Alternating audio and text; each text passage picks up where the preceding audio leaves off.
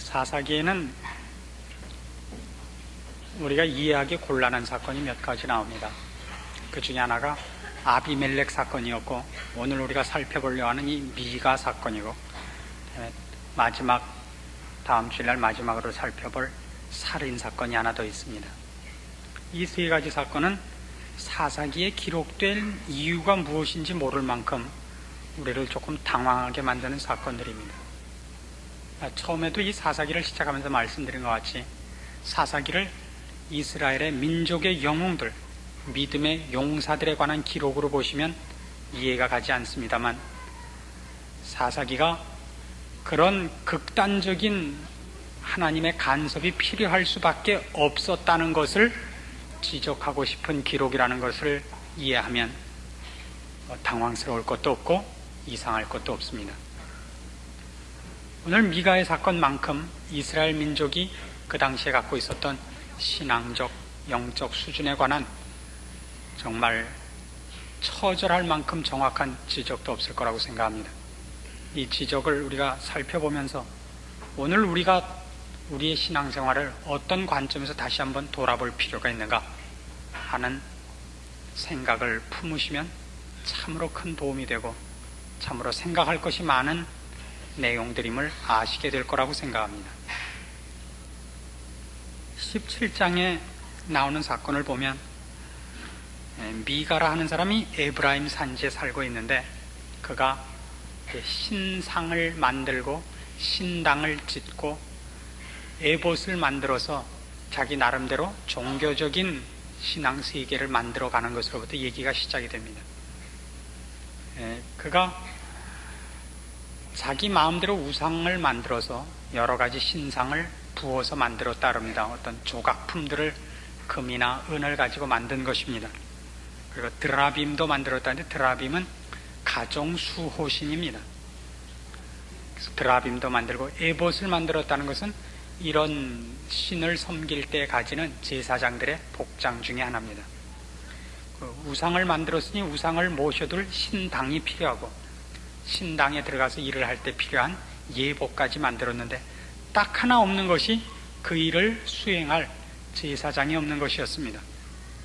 고민하고 있는 중에 7절 이하에 보시면 유다 가족에 속한 유다 베들레헴에 한 소년이 있으니 그는 레위인으로서 거기 우거하였더라. 이 사람이 거할 곳을 찾고자 하여 그 성읍 유다 베들레헴을 떠나서 행하다가 에브라임 산지로 와서 미가의 집에 이르매, 미가가 그에게 묻되 너는 어디서부터 오느냐? 그가 이르되 나는 유다 베들레헴의 레위인으로서 거할 곳을 찾으러 가노라. 미가가 그에게 이르되 네가 나와 함께 거하여 나를 위하여 아비와 제사장이 되라. 내가 해마다 은열과 의복 한 벌과 식물을 주리라 하므로 레위인이 들어갔다 하는 기록이 나옵니다. 다 준비해놓고 하나 모자라고 있었는데 그 제사장감이 온 것입니다. 그래서 불러들여서 제사장까지 삼고, 13절에 보면 이에 미가가 가로되 레위인이 내 제사장이 되었으니 이제 여호와께서 내게 복 주실 줄을 아노라 하니라 하는 기록이 나온 것 같이 구색을 이제 다 갖춰놓은 것입니다. 이런 기록 속에 하나님께서는 이 기록이 갖는 의미가 무엇인가를 우리에게 분명히 이해할 수 있도록 힌트를 묻어두셨습니다. 6절에 보시면 그때는 이스라엘의 왕이 없으므로 사람마다 자기 소견에 옳은 대로 행하였더라. 이런 힌트가 곳곳에 숨어 있습니다. 아직은 이 사건이 얼마나 굉장한 것인지 감이 잘 안 잡힙니다만 18장으로 넘어가면 여기에 어떤 사건이 우러지는가 하는 것이 또 계속됩니다. 18장 1절 그때 이스라엘의 왕이 없었고 단집하는 이때 거할 기업의 땅을 구하는 중이었으니 이는 그들이 이스라엘 지파 중에서 이때까지 기업의 땅 분배함을 얻지 못하였습니다 하는 기록이 나옵니다. 18장에는 무슨 기록이 있느냐 하면 단지파가 그들이 거할 땅을 얻기 위해서 정탐꾼을 5명을 보냅니다. 그 사람들이 돌아다니다가 그 미가의 집에 들어와서 제사장이 있는 것을 보고 그들의 행로에 관해서 묻습니다. 우리 앞길에 대하여 가르쳐 주시고 인도해달라 그래서 이 레위 제사장이 그들의 앞길을 축복하고 그들은 가서 라이스라는 땅을 알게 돼서 그 땅을 이제 탈취하기로 결정하고 단지파가 몽땅 그리로 이민을 가게 됩니다. 가는 길에 이 미가의 집에 들러서 이 제사장을 데리고 가는 사건, 이렇게 18장은 기록이 되어 있습니다. 이게 무슨 내용을 갖고 있느냐 하면 이게 고로 되어 있어 가지고 좀 이해가 얼른 안 들어옵니다. 그래서 제가 현대어로 이제부터 다 바꿔서 설명을 드리겠습니다. 현대판 춘향전 뭐 이런 식으로요. 우리가 이해를 하라고 기록된 말씀들입니다. 미가라는 사람은 자기 마음대로 하나님을 만들고 있는 겁니다. 지금 우상을 만들고 있는데 그 우상을 만들어서 자기가 필요한 신, 자기 마음에 맞는 제사법, 자기 뜻대로 움직일 수 있는 제사장을 구하고 있습니다. 이렇게 현대판으로 각색을 해봅시다. 그러면 아주 이해가 쉽게 됩니다. 어떤 분이 부동산 투기를 해갖고 돈을 좀 많이 버신 분이 있었습니다. 이분이 그 많은 돈을 갖고 무엇을 할 것인가 생각하는 중에 돈은 너무너무 많아서 더 이상 돈을 버는데 이제 관심이 없고 이제 평생을 어떻게 복받고 행복하게 살 것인가를 생각하는 중에 그가 하나님의 그 도우심과 축복을 받는 것이 최선이다 하는 것을 깨닫게 되었습니다. 그래서 그가 저쪽 어디 국전에 6번 조각의 그 청동 조각품으로 당첨되신 분을 찾아가 가지고 좋게 생긴 우상을 하나 만들어 달라 그랬습니다. 그걸 집에다 모셔놓자니 집 갖고는 안 되겠으니까 건평 600평에 달하는 큰 교회를 하나 지었습니다. 그래서 간판을 이렇게 줬죠. 대한예수교 장로회 무슨 교회 이렇게 지었습니다. 그리고 이제 강대상도 제일 좋은 걸로 사다 놓고 의자도 사다 놓고 다 했는데 목사가 없는 거예요. 그래서 장로교회 그 총회 찾아가서 목사를 하나 보내달라 그렇게 얘기했더니 그쪽에서 하는 얘기가 당신은 도대체 지금 목사가 왜 필요합니까? 제가 돈이 많아서 이렇게 제가 잘 먹고 잘 살기 위해서 이런 신도 만들어 놓고 교회도 지어 놓고 강대상도 준비하고 전자올겐도 준비해 놓고 반주자도 구하고 지휘자도 구하고 다 얻어놨는데 목사가 없습니다.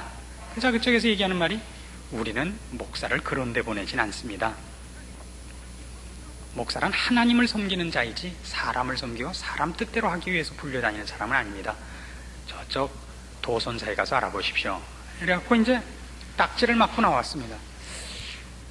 나와서 어떡할까 생각하고 있는데 하루는 이렇게 교회 앞을 혼자서 치우고 있는데 어떤 사람이 찬송을 부르면서 지나갑니다.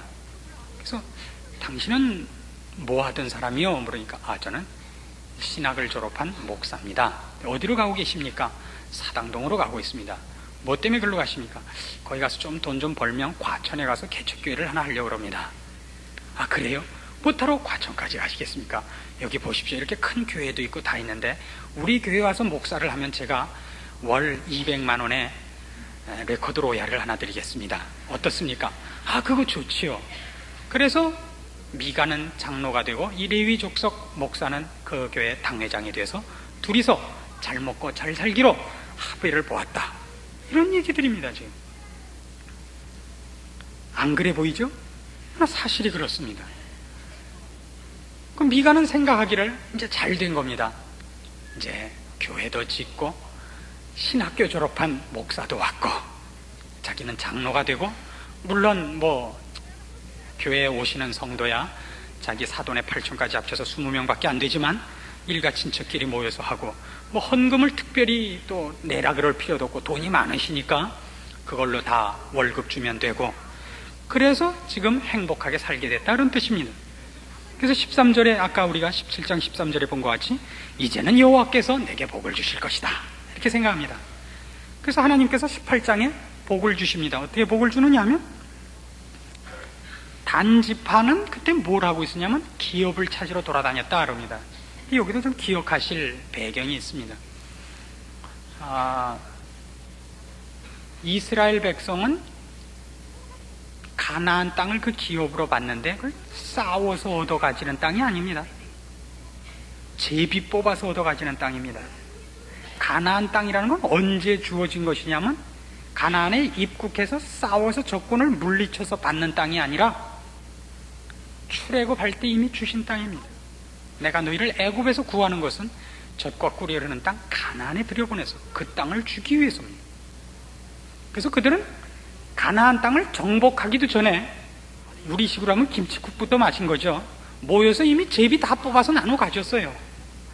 그래서 단지파가 얻은 땅은 어디냐면 그 사해 왼쪽으로, 사해 바로 위에, 이스라엘이라는 땅은 왼쪽으로 지중해가 있고 오른쪽엔 위에는 갈릴리 호수, 밑에는 사해 바다, 그 사이를 요단강이 흐릅니다. 그 사이가 가나안 땅, 이스라엘 국가입니다. 그 요단강이 갈릴리부터 사해까지 흐르고 있는데 사해 바로 왼쪽으로 조금 윗부분이니까 이스라엘의 가장 중앙 부분이 에브라임 지파가 가진 땅입니다. 그 에브라임 지파 왼쪽으로 단 지파가 땅을 얻었습니다. 그런데 지금 어디로 가고 있냐면 라이스라는 데를 쳐서 뺏으러 갑니다. 라이스라는 데는 어디 있느냐면 저 갈릴리 호수 북방에 있습니다. 이스라엘 국토의 제일 위입니다. 단지파가 그리로 갔다는 얘기는 그들이 하나님이 주신 기업은 가질 생각을 안 하고 자기네들이 봐서 만만한 데를 찾으러 돌아다니고 있는 겁니다. 그 얘기를 여기는 그들이 아직 거할 기업이 없어서 기업을 얻으러 다니는 중이었다. 이 얘기는 그냥 정치적으로 이해할 문제가 아니라 그들이 어느 만큼 영적으로 그들에게 약속된 것을 누리지 못하고 살고 있던 때인가 하는 것을 단적으로 설명하는 겁니다. 그래서 이 말씀을 그때에 이스라엘의 왕이 없었고 단지파는 거할 기업의 땅을 구하는 중이었다, 이렇게 표현을 하는 겁니다. 그러니까 그때 단지파는 정신 나간 짓을 하고 있었느니라. 준 땅은 안 가지고 지들 나름대로 뭘 찾으러 돌아다니고 있었느니라. 그래서 정탐꾼을 보내서 어디 거할 만한 곳이 있는가, 빈 땅이 있는가 돌아다니다가 그 정탐꾼들이 미가의 집에서 이 레위 제사장을 만나는 겁니다. 이 제사장에게 그들이 우리가 가는 길이 형통할지 알아봐 주십시오 그러니까 축복을 합니다. 생각해 보세요. 여러분들이 이제 저희 교회도 그런 분들이 많습니다. 교회를 여기저기 다니시다가 교회가 도대체 마음에 안 들어서, 쉽게 얘기해서 목사가 마음에 안 들어서 여기저기 방황하다 우리 교회 오신 분들이 있다 그럽니다. 우리 교회에 오신 분들이야 우리 교회 목사가 마음에 든다 그러겠죠. 그러나 또 다른 교회 가보시면 여기저기 다니다가 그 교회가 마음에 들어서 가신 분들도 있다는 걸 인정해야 됩니다. 그 여기저기 중에 우리 교회도 들어갈 수 있습니다. 그러니까 꼭 우리 교회 목사들만이 꼭 난 건 아닙니다. 물론 낫지요, 낫기야. 낫기야 낫지만 꼭 난 건 아닙니다. 각자 개성이 다르고 취마가 다른데 어떻게 다 맞겠습니까? 무슨 얘기하다 일로 갔어요, 제가? 근데 이 레위 제사장의 그 답변이 참 희한한 겁니다. 즉, 자신이 없을수록 축복을 선언할 수밖에 없다는 걸 기억하셔야 됩니다. 그러니까 저 목사가 정당하냐 안 정당하냐를 원색적 차원에서 판단할 때는 원색적 차원이란 말을 꼭 기억하시고 들으십시오. 그때는 아가 고는 사람이 제일 정당합니다. 괜찮은 사람이고, 늘 축복을 선언하는 사람은 좀 별로 그 희망이 없는 사람이다. 원색적으로는 판단을 합니다. 물론 들어가면 이제 얘기가 다 다릅니다. 들어가면 축복을 해야 될 땐 축복해야 되고, 위로를 해야 될 땐 위로해야 되고, 경계를 선언해야 할 땐 경계를 선언해야 됩니다. 그건 어렵습니다. 그러나 일반적으로 자신이 없으면 일단 좋다고 얘기해 놓는 것이 이익입니다. 당장. 그래서 평안히 가라. 6절 말씀 보시면 그렇게 되어 있습니다. 그 제사장이 그들에게 이르되 평안히 가라. 너희 행하는 길은 여호와 앞에 있느니라. 그래서 그들이 가서 라이스 땅을 알게 되고 거기를 치러 가게 됩니다. 그래서 단지파가 몽땅 글로 이민을 가는 길에 이 제사장을 빼서 가게 되는 겁니다. 그게 오늘 우리가 읽은 본문입니다. 18장 17절. 땅을 탐지하러 갔던 5사람이 그리로 들어가서 새긴 신상과 에봇과 드라빔과 부어 만든 신상을 취할 때 제사장은 병기를 띤 600명과 함께 문 입구에 섰더니 그 5사람이 미가의 집에 들어가서 그에게 그 새긴 신상과 에봇과 드라빔과 부어 만든 신상을 취하여 내매 제사장이 그들에게 묻되 너희가 무엇을 하느냐? 그들이 그에게 이르되 잠잠하라. 네 손을 입에 대라. 우리와 함께 가서 우리 아비와 제사장이 되라. 네가 한 사람의 집에 제사장이 되는 것과 이스라엘 한 지파 한 가족의 제사장이 되는 것이 어느 것이 낫겠느냐? 제사장이 마음에 기뻐하여 에봇과 드라빔과 새긴 우상을 취하고 그 백성 중으로 들어가니라. 그래서 아까 그 미가라는 장로님이 이제 그 혼자 안수하신 목사님하고 이제 같이 개척교회를 하지 않았습니까? 이렇게 안수한 사람이 있습니다. 자기가 자기에게 안수하고 이제 목사가 되는 사람들이 있습니다. 이제 둘이서 개척교회를 하고 이제 잘 먹고 잘 살고 있는데 어느 날 이제 강도들이 들이닥친 겁니다. 청석골에서부터 이제 9월산 패들이 들이닥쳐가지고 휩쓸고 가면서 교회 앞에 버스를 대놓고, 교회 앞에 5톤 추록을 대놓고서 피아노도 싣고 강대상도 싣고 의자도 싣고 가운도 싣고 다 실어가는 겁니다. 그러니까 목사님이 나와보셨어요. 레위 제사장 목사님이 나와서, 아니 이런 법이 있느냐? 아무리 검사집에 강도가 드는 세태지만 교회에 들어와서 성물을 훔쳐가는 악당들이 있느냐? 그들이 이렇게 대답을 합니다. 목사님, 잘 생각해 보시라요. 여기서 한 달에 200만 원에 로얄 슈퍼살롱인지 레코드 슈퍼살롱인지 타는 것과 우리 교회 가시면 저희가 한 달에 600만 원 드리고 보너스 800%에 그리고 캐딜락 드리겠습니다. 아이고 얼마나 좋습니까? 그래서 좋아서 링큼 뛰어 올라가서 사라졌다. 그 기록입니다. 참 기가 막힌 기록입니다. 아니 뭐 세상에 이런 악당들이 있나 싶습니다. 이 악당들은 그래도 애교가 있어요. 처음부터 끝까지 악당스러워요. 시작도 악당, 끝도 악당. 그러나 오늘날 신자들을 보고 있으면 말이에요, 훨씬 보기 싫은 게, 이 사람들이 뭐 회개했다, 악당질했다 그러니까 훨씬 보기 싫어요. 아예 처음부터 악당을 하세요. 하려면 끝까지 초지일관. 우리야말로 사실은 여기 기록된 사건들에 하나도 변명할 것이 없는 사람이라는 것을 고백해야 됩니다. 현대적 감각으로 우리가 몇 가지 따져보기로 합시다. 이게 세 부류의 사람이 나옵니다. 미가, 레위 제사장, 그리고 단지파입니다. 이렇게 생각해 보십시오. 교회 안에서 이렇게 힘주고 사는 사람들이 있습니다. 자기 어깨를 한 번씩 보시오. 어깨 훅가시가 먹었나 안 먹었나. 교회에서 보통 힘주고 사는 사람의 대부분의 근거는 헌금을 많이 하는 사람들입니다. 숨길 수 없는 사실입니다. 그리고 목사하고 무슨 관계가 있는 사람입니다. 아니면 교회의 기둥서방 되시는 장로님이신 겁니다. 그거 참 이상한 일이에요. 교회에 말이죠, 수석 장로가 있다는 걸 아십니까? 그 원래 없습니다. 그런 거. 수석 장로라는 거는 이 수석의 취미를 가지신 장로님들을 우리가 수석 장로. 그러나 장로가 그 말을 갖기 전에, 쓰기 전에 교인들이 그 말을 즐겨 사용한다는 사실을 아십니까? 우리 교회 수석 장로님이 누구십니까? 이게 참 끔찍한 얘기 중에 하나입니다. 그래서 어떤 장로가 훅가시를 넣고 교회에 나올 수 있다면 그것만큼 불행한 일은 없습니다. 그러나 이건 제가 대표적으로 장로님들이 감당할 수 있기 때문에 장로님들 이름을 대는 겁니다. 장로라는 명칭은 사실은 우리 모두가 그런 사람들입니다. 우리가 교회에서 자기도 모르게 미가적 요소를 지니고 살고 있다는 사실을 아십니까? 교회를 전전하는 가장 큰 이유는 뭐냐면 교회에서 발언권을 가지지 못하기 때문에 전전하기가 일쑤입니다.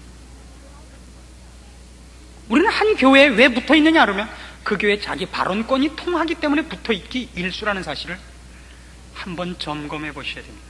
교회를 가면 누가 알아주는 것 굉장히 중요한 요소로 작용한다는 것 아십니까? 목사가 알아주고, 뭐 어디서 왜 안 나오셨냐고 그래주고, 이번에 안 나오시니까 성가가 안 돼요. 성가대원도 아닌데 그저 집사님이 앉아 계셔야 성가가 돼요. 이런 아첨의 말들이 통하지 않으면 나올 맛이 없는 거예요. 목회적 차원에서 이 말씀을 여러분을 위해서 제가 드리기로 합니다. 저희는 목회 생활을 하다 보니까 참으로 많은 미가들을 만나게 됩니다. 본인이 미가적 의도를 하고 있지 않지만 요소를 갖고 있는 걸 모르시기 때문에 제가 부득불 이 말씀을 드릴 수밖에 없습니다. 저한테 큰 소리를 치는 사람이 이렇게 많습니다. 근데 조심하셔야 될 건 눈 작은 사람한테 큰 소리 치지 마십시오. 그건 아무리 쳐도 소용이 없습니다. 겁을 안 먹습니다. 그것만은 꼭 기억을 해주셨으면 좋겠습니다. 근데 큰 소리 치는 배경이 뭐냐면 좀 재정을 맡으셨다든가 저희 집에 가끔 무슨 선물을 보낸다든가 그러면 갑자기 자기가 나를 고용했다고 생각을 하세요. 그게 본문에 나옵니다. 보시겠습니까?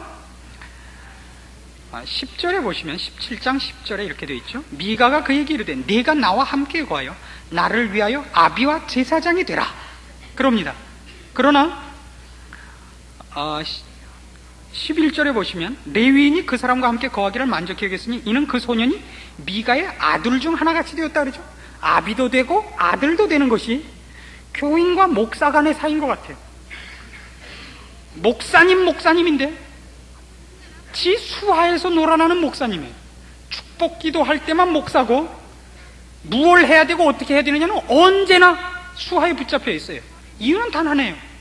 사례금 준다는 거예요. 이런 발칙한 사람들이 어디 있습니까? 아비로 모신 지 새끼인 겁니다. 우리는 말이죠, 아무도 아무를 고용하지 않고 아무도 아무 위에 있지 않습니다. 하나님만이 우리 공통의 주인이십니다.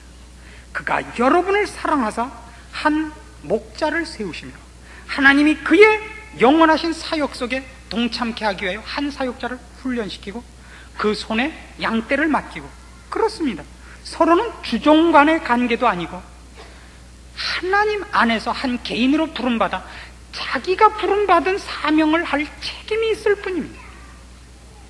그러나 종종 우리는 목사가 주인 노릇하는 교회도 보고 교인들이 주인 노릇하는 교회도 봅니다. 제가 지금 주인 노릇한다는 것은 사명과 신분의 본분의 차원에서가 아니라 주종의 관계에서 얘기한 겁니다. 이건 참 신기하게 불행한 일입니다. 목사는 원래 교인들 입에 오르내릴수록 좋은 겁니다. 목사가 오르내리는 것이 낫지요. 무슨 세상에 돈 많이 번 사람, 이런 사람이 입에 오르내리는 건 불행한 겁니다. 목사가 입에 오르내리면 그만큼 영적인 문제가 오르내린다는 얘기입니다. 그러나 실제로 그렇습니까? 목사가 입에 오르내리는 것은 보통은 얼마나 친한가, 얼마나 자기 마음에 맞지 않은가, 이런 구설수에 불과하다는 것은 여러분은 자신에게 불행한 일입니다. 누구하고는 신방 가고 누구하고는 안 가더래. 누구 집엔 초대하니까 가고 누구 집엔 안 가더래. 아니요, 누구기 때문에 가고 안 가는 것이 아니라 누가 불렀을 땐 마침 시간이 있었고 누가 불렀을 땐 마침 시간이 없었을 겁니다. 거기에 대해서는 절대 목사에게는 누구 선호가 없습니다. 좋은 만족할 집에 가는 것과 불행할 집에 가는 것은 저희들에겐 상관이 없습니다. 장례식에 가는 것과 결혼식에 가는 것이 어느 것이 나으냐? 그럼 전도서는 분명히 장례식에 가라고 되어 있습니다. 그리고 우리는 그것이 더 책임인 것입니다. 결혼식이야 어차피 기쁜 날이니까 안 가도 되지만 장례식이야 안 가면 안 되는 날입니다. 우리들에게 우리 스스로의 구별과 우선순위가 있습니다. 그러나 그 무엇보다도 중요한 것은 일이 하도 여러 개가 터지니까 갈 수 있는 것부터 가고 할 수 있는 것부터 합니다. 어떤 날은 부시시해서 깬 것도 아니에요. 골아 떨어져서 주무시고 계신데 전화가 옵니다. 그럼 누가 예수님이 그땐 전화를 하셨어도 놀라지 않을 거예요. 그냥 예 비몽사몽 가는 전화를 받는데 뭐 기뻐했겠어요. 목사님은 나는 이제 거들떠도 안 봐. 그때 햄 소세지 갖고 간 지 6개월쯤 되니까 한 2달쯤은 뭐 전화를 받으면 펄펄 뛰더니 이제는 안 그래. 착각이야. 카틀라인이 있겠습니까만 본인 신앙을 위해서 말씀드리는 겁니다. 저는 여러분하고 친할 이유도 없고 원수질 이유도 없습니다. 그렇지 않습니까? 그거는 아무 상관이 없는 일 아니겠습니까? 제가 여러분하고 친하면 무슨 천국 표 사는데 새치기가 됩니까? 모르면 뭐 예수님이 괄세를 합니까? 그건 아무 상관이 없지 않습니까? 그러나 그것이 여러분 신앙에 미치는 영향력이라는 건 너무 커서 그렇습니다. 목사하고 한번 개인적으로 감정 상한 것 때문에 교회를 안 나오시게 되기 때문에 이 말씀을 푸득불 드리는 것입니다. 목사에 대해서 신경 쓰지 마십시오. 그리고 그 요소가 무엇 때문에 생기느냐? 신앙의 성장적 요소에서 필요해서 갖고 있는 것이 아니라 우리 마음에 미가적 요소가 있기 때문이란 말이죠. 누구를 소유하고 영향력을 발휘하고 하는 것이 우리는 신앙보다 더 굵은 종교적인 소일거리로서 우리 마음속에 근거하고 있다는 사실을 무섭게 확인해야 된다는 사실입니다. 물론 여기에는 미가적 요소와 맞장구를 친 레위 제사장이 있었다는 사실 때문에 사실은 부끄럽습니다. 오늘날 한국교회에 정당한 목사들이 있었으면 이런 일이 있었겠느냐? 이런 질문을 받을 때마다 할 말이 없습니다. 왜 그 많은 교파 분열이 있으며 신학교가 또 갈라져 나와야 됐으며 그렇게 곳곳마다 교회와 교회가 문을 맞대고 있어야 되고 상가마다 2층에 홀딱 여기저기 교회가 들어서야 됩니까? 부끄럽습니다. 정말 할 말이 없습니다. 제가 이런 얘기를 함으로 인해서 우리는 이런 공격을 하면 공격을 하는 사람만은 아닌 것 같은 착각 속에 빠지기 때문에 딥다 공격 일변도로 가는 적이 있습니다만 그렇진 않습니다. 저를 포함해서 교육자 모두의 책임이라는 것을 인정합니다. 솔직히 인정할 수밖에 없습니다. 제가 이런 얘기들을 논하는 것으로 인해서 우리 교회는 다른 교회보다 낫다, 꼭 이렇게만 얘기하는 건 아닙니다. 물론 우리 교회가 낫습니다. 많이 낫습니다. 비근한 예로 어제도 우리가 당회를 모였습니다. 당회 분위기가 한 교회의 영적 수준을 그대로 나타내는 것입니다. 당회가 얼마나 그 회의를 빨리 끝내는가, 어떻게 끝을 웃음으로 끝낼 수 있는가, 그것만큼 중요한 건 없습니다. 저희가 어제 당회에서 제일 중요하게 의논했던 안건은 이거였습니다. 장정구가 몇 회에 캐오승을 할 것입니다. 불행히도 캐오승을 못하고 말아서 뭐 이렇게 유쾌하진 않았습니다만 우리가 가슴을 졸이면서 다 함께 중계를 보았습니다. 우리 그런 거밖에 할 게 없습니다. 잘 되고 있는데 뭘 특별히 의논을 합니까? 회의를 많이 하는 것은 공산당밖에 없습니다. 안 되는 걸 하게 만들어야 되니까 회의밖에 할 게 없습니다.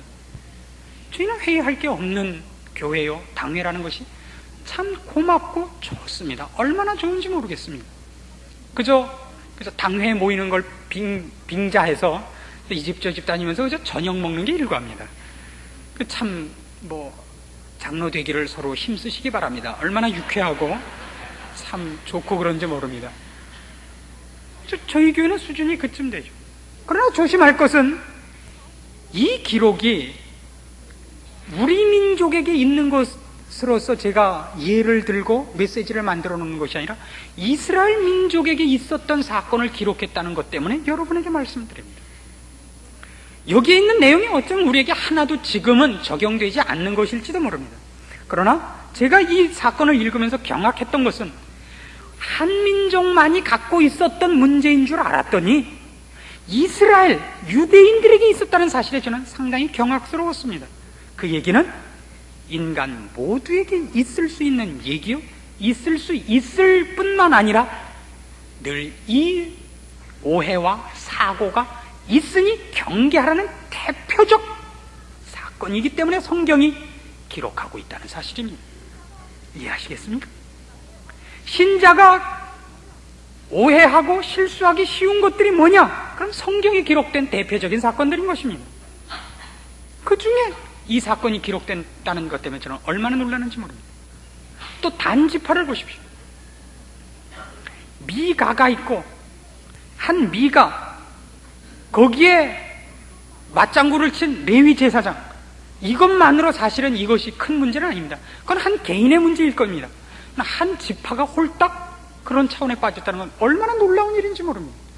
단지파는 하나님의 명령대로 분배된 땅을 소유하려고 들지 않고 칼을 의지해서 자기네 땅을 이제 찾으러 돌아다니고 있는 강도 집단화 되었습니다.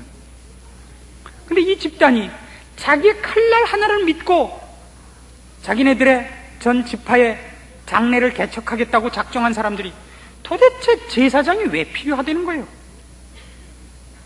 왜 꿰차고 가서 되는 거예요? 얼마나 우리의 신앙 상태가 이럴 가능성이 있느냐에 대해서 놀라야 됩니다.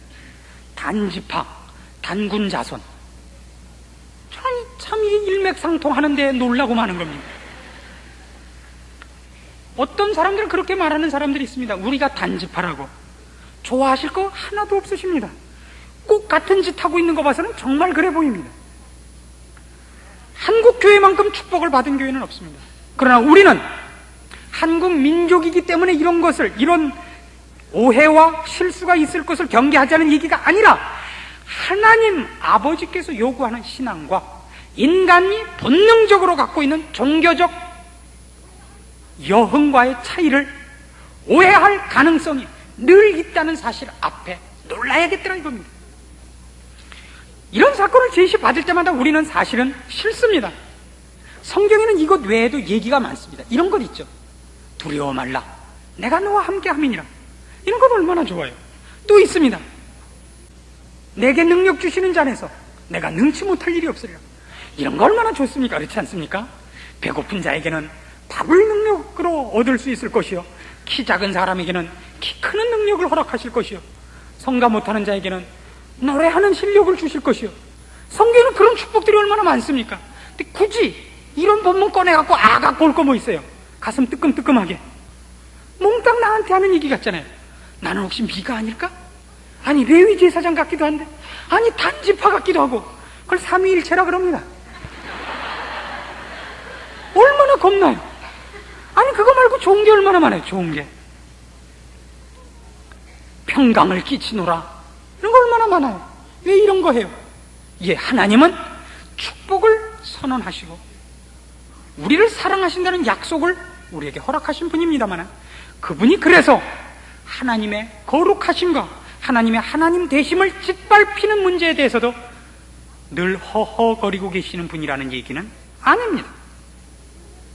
하나님이 우리에게 사랑을, 은혜를, 축복을 선포하실 때는 그분만이 주시는 것을 얘기하고, 그것을 얻는 자가 그 앞에 어떤 권위적 차원에서 무릎 꿇어야 하느냐, 어떻게 그분이 싫어하는 것으로부터 등을 돌려야 하느냐 하는 문제와는 혼동되지 말 것을 선언하고 계시는 겁니다. 여러분 개인의 신앙을 점검하시기 바라는 겁니다.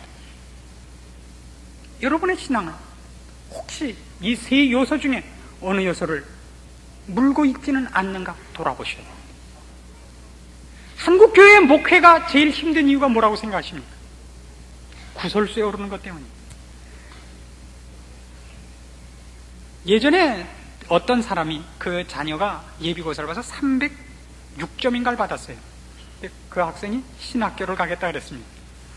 교인들이 그 집에 몰려와서 뭐라 그런지 아십니까? 어머나 아까워라. 어디든지 갈 수 있을 텐데 하필 신학교를. 제가 안 본 게 다행이죠. 제 앞에서 한 번만 그래 보시죠. 그걸 그냥 어머나 아까워라? 근데 그 가장 큰 이유가 뭐라고 생각하십니까? 목사가 되는 게 힘들다는 것을 누구나 공통적으로 알고 있기 때문입니다. 그럼 왜 힘들다고 생각하십니까? 구설수에 오르기 때문 아닙니까? 눈이 작다 크다, 머리가 라면 머리다, 칼국수 머리다, 별거 다 시비거든요. 그런 시비는 거는 것 저는 절대 시비를 안 걸겠습니다. 그거 걸어서 좋습니다. 그게 다 사랑하고 존경한다는 표현 아니겠습니까? 그러니까 뭐 하겠죠. 뭐 오죽하면 김재박 얘기 안 하고 무슨 목사 얘기하겠습니까? 다 좋습니다. 그러나 그것까지는 좋습니다만, 그래서 무엇과 얽혀지는가를 보셔야 되는 겁니다. 무엇과 얽혀지는가? 하나님 앞에서 정당하게 점검돼야 하는 신앙이 아니라 개인적인 친분이, 개인적인 감정이 거기서 늘 신앙 문제의 중요한 저기압권과 고기압권을 만들어낸다는 사실 앞에 여러분 참으로 심각한 자기 반성을 하셔야 됩니다. 하나님 앞에서의 자기 힘성입니까? 아니면 얽히고 설킨 인맥에 관한 문제입니까? 그런 싸움을 여러분이 하실 수 있어야 됩니다. 목사가 할 일의 가장 중요한 일이 뭐냐? 정당한 말씀을 선포할 것, 그리고 그렇게 살 것,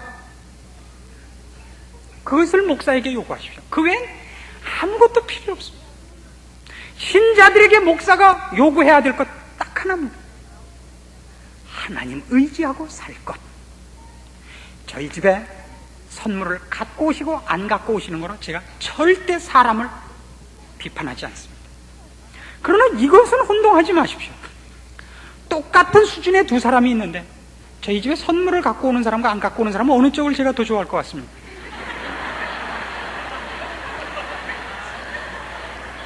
그럼 갖고 오는 사람을 더 좋아하는 법입니다.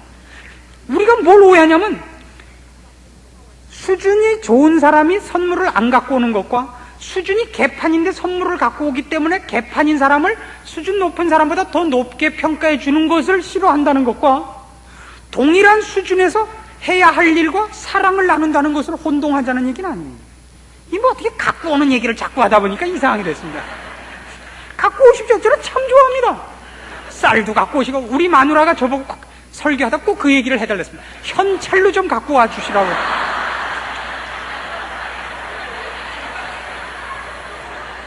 부탁합니다. 현찰로. 헌돈도 괜찮습니다. 이건 뭐 새돈 헌돈은 가리지 않습니다.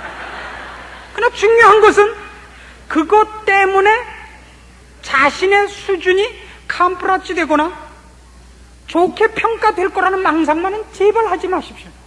전 받을 건 받고 그 사람은 그 사람대로 평가하는 놀라운 눈을 갖고 있는 사람입니다. 이걸 어디서 배웠느냐고요? 하나님께 배웠습니다. 하나님은 거지같이 갖다 낸 돈, 순수한 마음이 아닌 것으로 갖다 낸 돈 갖고도 일 다 하시는데 나중에 그 일의 이름을 딴 사람 이름을 걸어 놓으십니다. 기가 막힌 방법이죠. 돈은 김씨가 내고 상급은 나중에 이씨가 받습니다. 이게 하나님 방법입니다. 기억하셔야 됩니다. 그걸 여러분 훈련하셔야 됩니다. 여러분 오늘도 여기 참 잘 나오셨습니다. 하나님 앞에 오늘도 나와서 여러분의 시간을 바치고 하나님의 말씀을 듣고 헌금을 하시고 성가를 들으시고 말씀을 들으시고 다 잘하셨습니다. 그것까지는 아직은 차이가 안 나는 겁니다. 그 다음에 그걸 가지고 누가 어떻게 자기 자신을 닦고 하나님 앞에 점수 받을 것을 만드느냐 하는 건 이제부터 남은 6일 동안의 싸움인 것입니다. 목사는 가끔 잘못 판단을 해서 앞에 나와서 거룩을 떨면 좋은 사람인 줄 알고 집사도 시키고 장로도 시키고 할 수 있습니다. 하나님은 안 속으십니다. 저도 별반 안 속아봤습니다, 여태껏. 하나님은 절대 그런 데서 틀리시지 않습니다. 오늘 이 지적을 통해 하나님 앞에 이런 지적을 받는 것이 축복인 줄 아십시오. 우리가 이런 실수를 하지 말기를 바라서 기록한 하나님의 피 끓는 사랑의 기록인 줄을 아시기 바라는 겁니다. 이게 하나님이 허허 웃으시면서 한 기록이라고 생각하십니까? 얼마나 하나님의 안타까움이 피 끓는 사랑이 이런 기록을 여태까지 남겨놓았는가를 여러분 마음에 정말 깊이 감지하셔야 되는 겁니다. 그것이 여러분을 항복시키시기를 바라는 것입니다. 하나님이 나를 축복하셨다, 이런 기분 좋은 것으로 가시지 말고 정말 나한테 필요한 사랑이 무엇인가를 이 지적하시는 하나님의 말씀과 이 안타까우신 권면 속에서 마음과 마음으로 부딪히는 감격이 여러분에게 꼭 있기를 바라는 것입니다. 그것이 이 성경을 기록한 사람들의 피 끓는 간증이요, 하나님의 살아계신 지금의 음성이요, 우리 모두가 여기 모여 나온 이유인 것입니다. 하나님, 그분 앞에 점수를 따십시오. 기도하십시오. 하나님 아버지 은혜를 감사합니다. 지금도 우리를 사랑하시며 우리를 향하여 피 끓는 사랑을 이렇게 기록하시고 틀리지 말기를 요구하시는 하나님의 음성을 듣고 감사드립니다. 우리가 얼마나 사람 앞에 점수를 따고 사람 앞에 우리를 모양내고 사람 앞에 우리 마음대로 살아 하나님을 수치스럽게 하고 욕되게 하고 있는지를 생각하며 놀랍니다. 내가 하나님 위에 서 있는 것은 아닌가, 내가 하나님의 뜻을 어그리는 자리에 서 있는 것은 아닌가 돌아보게 하십니다. 그러니 돌아보게 하옵소서, 자신을 들춰보게 하시옵소서, 그리고 거기서 더럽고 추악한 것을 벗어버리게 하옵소서, 주님 앞에 정결한 마음을 갖게 해달라고 기도할 수 있게 하옵소서, 주님의 거룩함에 참여케 해달라고 울며 기도하며 회개할 수 있게 하여 주시옵소서. 주의 말씀을 따라 죄에서 멀리하는 방법을 구하게 하시고 주께서 기뻐하는 길로 나를 매일 채찍질하며 경건을 연습하는 자리에 있게 해달라고 기도하는 주의 사랑하는 자녀들이 되게 하여 주시옵소서. 오늘도 말씀하시며 우리의 심장을 쥐고 흔드시는 하나님의 사랑 간섭하심을 감사드리며 예수님의 이름으로 기도합니다. 아멘. 지금은 우리 주 예수 그리스도의 은혜와 하나님 아버지의 극진하신 사랑과 성령님의 교통하심이 오늘도 우리를 사랑하사 우리의 진심을 흔드시며 우리의 귀에 말씀을 들리시며 우리로 하여금 하나님 앞에 축복받는 자리에 이르기를 소원한 말씀 앞에 항복하며 새로운 헌신을 주 앞에 약속하는 심령들을 위해 영원토록 함께 있을지어다. 아멘.